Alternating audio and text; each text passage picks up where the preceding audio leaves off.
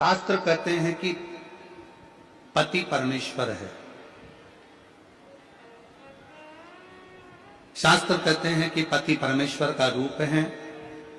पति जल मांगे आप जल दीजिए, पति दवाई मांगे आप दवाई दीजिए, पति बेग मांगे आप बेग दीजिए।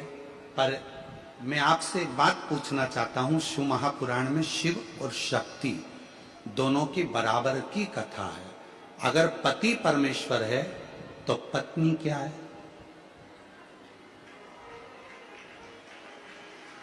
पत्नी क्या है?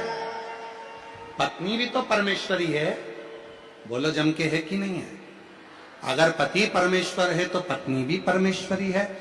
पति का सिर दुखा तो धर्म पत्नी पानी देने को तैयार है। पति को तकलीफ है तो धर्म पत्नी उसको दवाई देने को तैयार है। पर शिव पुराण कहती है जब धर्म पत्नी को भी तकलीफ आए तो पति भी तो एक गिलास पानी ला कर दे, वो भी तो दवाई ला कर दे, वो भी तो पास में खड़ा हो, तो धर्म पत्नी।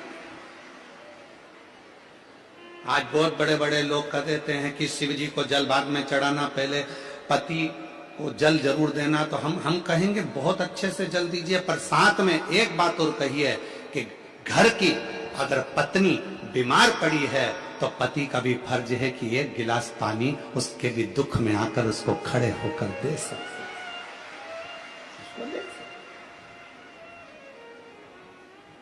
मेरी जितनी जीजियां बैठी हैं, कई लोग कहते हैं ये सियोर वाला महाराज हमेशा जीजियों का पक्ष लेता है। भाई हूं आपका, पक्ष में तो हमेशा रहूंगा, पक्ष में तो हमेशा रहूंगा।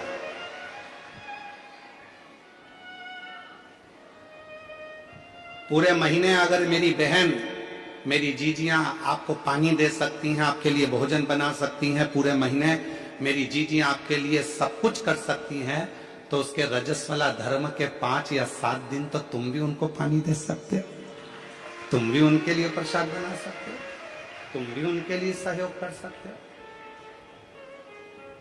शिव पुराण में शिव और शक्ति की दोनों की बराबर की गाथा, दोनों। भृंगी की कथा आप लोगों ने सुनी है। भृंगी मुनि ने शंकर भगवान की परिक्रमा करी और शंकर भगवान की परिक्रमा करने में इतना शिव की भक्ति में इतना डूब गए थे कि पार्वती को अलग छोड़ दिया था और शिव की दोनों बीच में बैठे थे, तो दोनों के बीच में से भृंगी बाबा निकल गए। शिव जी को वो अच्छा नहीं लगा था। शंकर भगवान को वो श्रेष्ठ नहीं लगा। शिव जी ने पार्वती को उठाकर अपनी गोदी में बिठा लिया और दोनों एक हो गए।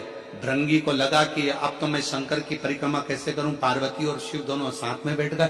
फिर भी भृंगी ने एक छोटे से भंवर का रूप रखकर दोनों के बीच में से निकलना प्रारंभ कर दिया। तब शिव जी को क्रोध आया। भगवान शंकर कुछ बोलते उससे पहले मां जगतजननी को लगा कि ये भृंगी तो शंकर का भक्त है, शिव का उपासक है, अगर शिव इसको श्राप देंगे तो अच्छी बात नहीं है। तो मां आद्यशक्ति स्वयं सामने आ गई और बुराई का पूरा ठीकरा मां आद्यशक्ति ने अपने ऊपर ले लिया और कह दिया, भृंगी सुन, एक मनुष्य के शरीर में हड्डी जितनी अस्थियां हैं ये उसके पिता की दी हुई होती है, और मनुष्य के शरीर में जितनी मांस है, रक्त है, पीप है, ये शरीर में जो रक्त है, मांस है, ये पीप है, ये सब उसकी मां का दिया हुआ होता है।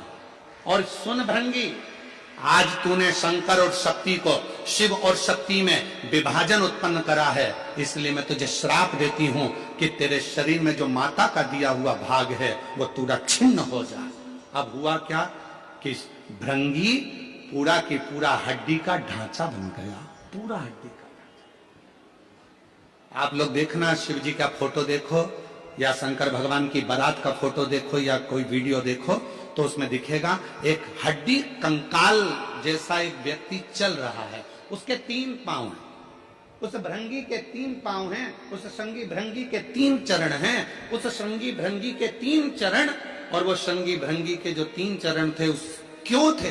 क्योंकि शिव जी ने देख लिया था कि इसके 2 चरण से यह खड़ा नहीं रह पा रहा है, तो भगवान शंकर ने उसको 1 चरण और दे दिया था कि तू इन 3 चरण से अपने स्थान गंतव्य तक जा सकता है। शिव महापुराण की कथा कहती है पति और पत्नी में कोई भेद नहीं होना चाहिए।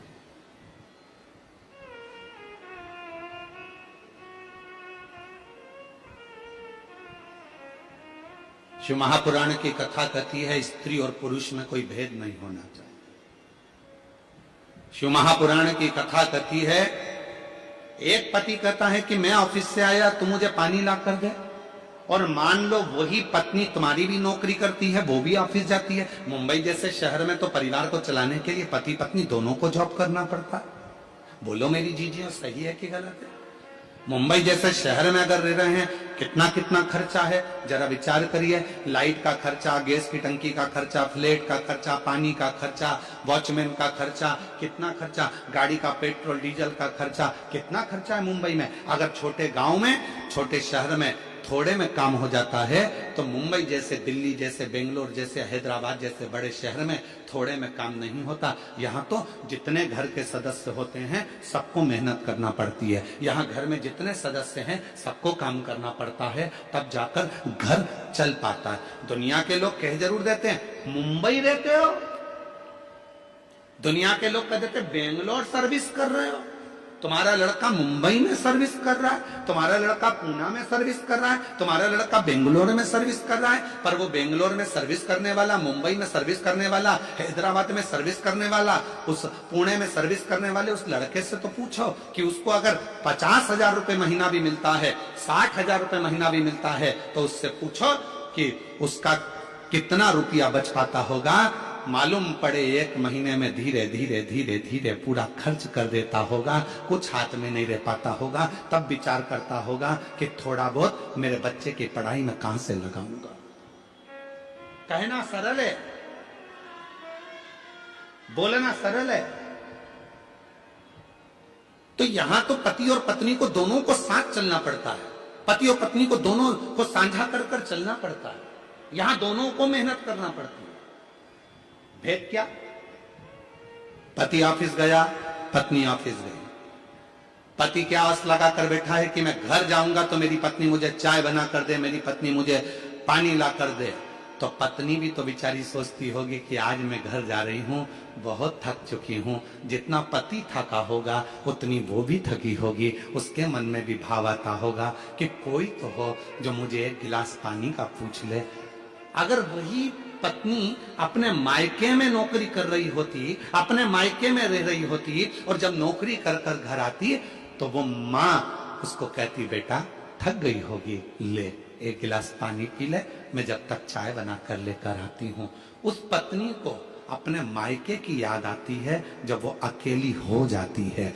तो शिव कथा कहती है पार्वती जी का संवाद कर रहा है, सती माता का संवाद कर रहा है। एक श्रेष्ठ पति की गणना क्या होती है, एक श्रेष्ठ पति कैसा होना चाहिए कि धर्म पत्नी जो तेरे साथ ब्याह कर कर आई है उसको मायके की कभी याद ना आवे, और तेरा संग ऐसा मिले कि उसका मान सम्मान और इज्जत दोनों करती चले, दोनों का सम्मान।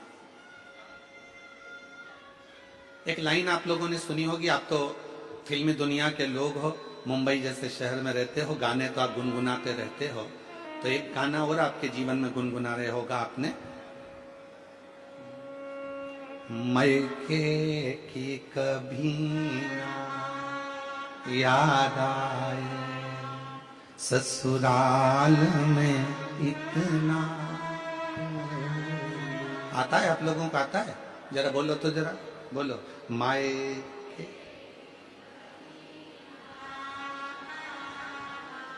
ससुराल में इतना,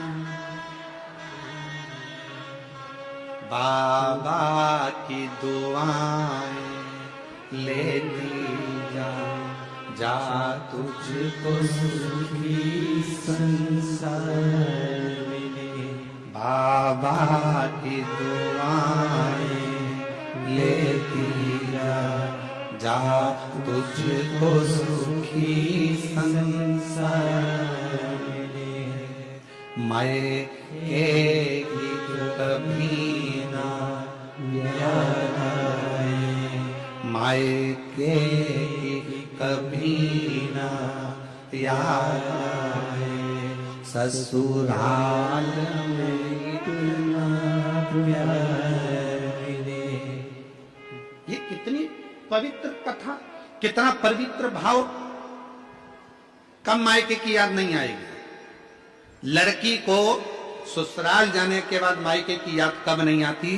जब उसका पति उसका आदर करता है, जब उसके परिवार वाले उसका सम्मान करते हैं। और हम कहेंगे, पत्नी से भी निवेदन करेंगे और पति से भी निवेदन करेंगे, याद रखना, पति आपका आदर करे, आपके ससुराल आपके परिवार वालों का आदर करे, तो आपको भी उसके परिवार वालों का आदर सम्मान दोनों को बरकरार है, दोनों को।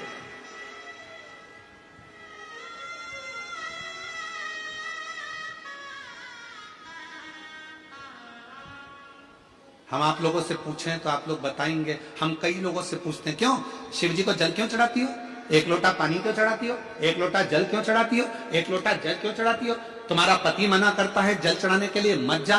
कई बार पति कह देता है, क्यों जा रही है भीड़ में, क्यों जाती हो, क्यों एक लोटा जल चढ़ाती हो? मेरी जितनी जीजियां बैठी हैं, इनके दिल की बात कहूं तो छोटी बात नहीं होगी। इन माताओं से जाकर कोई पूछे कि एक स्त्री, एक नारी, एक बेटी शंकर को जल क्यों चढ़ाती है? अपने लिए नहीं, जल चढ़ाऊंगी मेरा पति अच्छा रहे, उसका स्वास्थ्य अच्छा रहे, उसकी तरक्की हो जाए, उसकी नौकरी हो जाए। पत्नी जल चढ़ाती है अपने पति के लिए, एक माँ जल चढ़ाती है अपने बेटे के लिए। मेरे बेटे के यहाँ संतान नहीं है, बाबा उसको औलाद हो जाए, बाबा मेरे एक बेटे की जॉब नहीं है, उसकी जॉब लग जाए, बाबा मेरी बेटी की यहाँ तकलीफ है, बाबा उस बेटी का दुख मिट जाए। एक माँ जल चढ़ाती है अपने बच्चे के लिए, अपने बेटे के लिए, अपनी बेटी के लिए। एक पत्नी जल चढ़ाती है अपने पति के लिए। एक दादी जल चढ़ाती है अपने नाती पोते पंती बेटा बहू सब के लिए। जरा विचार करिए, एक स्त्री केवल एक ऐसी होती है, करवा चौथ का व्रत भी करती है तो पति के लिए, तीज का व्रत करती है अखंड सौभाग्य पति के लिए, संतान सप्तमी का व्रत करती है अपनी औलाद के लिए। कोई सा व्रत एक नारी का ऐसा नहीं है जो नारी खुद के लिए करती हो। जितने व्रत हैं सारे दूसरे के लिए हैं, वो भारत की नारी है, वो भारत की नारी है जो अपने लिए कम जीती है और जगत के लिए ज्यादा जीती है, अपने परिवार के लिए ज्यादा जीती है, अपने कुटुंब के लिए ज्यादा जीती है। वो भारत की नारी है।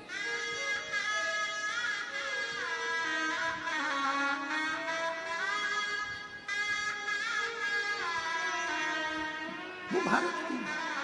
और उसके बाद भी लोग कह दें कि